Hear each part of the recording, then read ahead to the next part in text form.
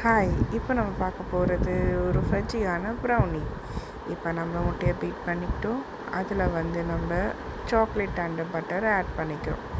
Add பண்ணி நல்லா ரெண்டுத்தையும் மிக்ஸ் கொடுத்துட்டு இது கூட நல்ல ட்ரை இன்க்ரீடியன்ஸ் நம்ம ஆட் பண்ணுறோம். ட்ரை இன்க்ரீடியன்ஸ் என்னென்னு பார்த்தீங்கன்னாக்கா மைதா and cocoa powder, no baking soda, no baking powder, no preservative added.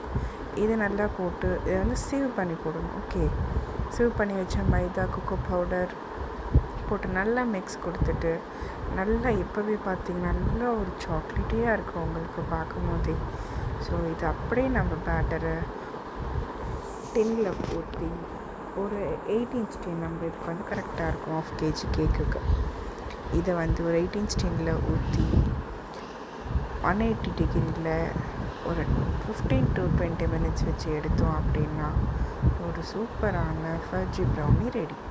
நம்மக்கிட்ட ராகிலையும் ப்ரௌனி அவைலபிள் இருக்குது அண்ட் நட்ஸ்லேயும் ப்ரௌனி அவைலபிள் இருக்குது. உங்களுக்கு எந்த மாதிரி வேணாலுமே கஸ்டமைசேஷன் பண்ணி கொடுப்போம். இது பீசஸில் இல்லாமல் நம்ம ஸ்லாபாகவும் பண்ணி கொடுக்கலாம். உங்களுக்கு எப்படி வேணாலுமே கஸ்டமைசேஷன் பண்ணி கொடுப்போம் நாங்கள். ஒன்ஸ் இந்த ப்ரௌனி சாப்பிட்டீங்க அப்படின்னா திரும்ப திரும்ப திரும்ப சாப்பிட தோணும். நம்மளோட ஃபஜ்ஜி ப்ரௌனி ஓவன்லேருந்து சுட ரெடியாகி பீசஸ் போட்டு பேக் பண்ண ரெடி ஆகிடுச்சு. இப்போ நம்ம பேக்கிங் பார்க்கலாம். பேக்கிங்கில் ஃபஸ்ட்டு ஒரு செட் ஆஃப் ப்ரௌனிஸ் வச்சுட்டு அதுக்கு மேலே பட்டர் ஷீட்ஸ் போட்டு அடுத்தடுத்த செட் ஆஃப் ப்ரௌனிஸ் நம்ம ப்ளேஸ் பண்ணிவிட்டு வந்துட்டோம். இது ஒரு ஸ்கூலுக்காக கேட்டிருந்தாங்க. பர்த்டேக்கு சாக்லேட் கொடுக்காம ப்ரௌனிஸ் கொடுக்கலான்ற ஐடியாவில் கேட்டிருந்தாங்க.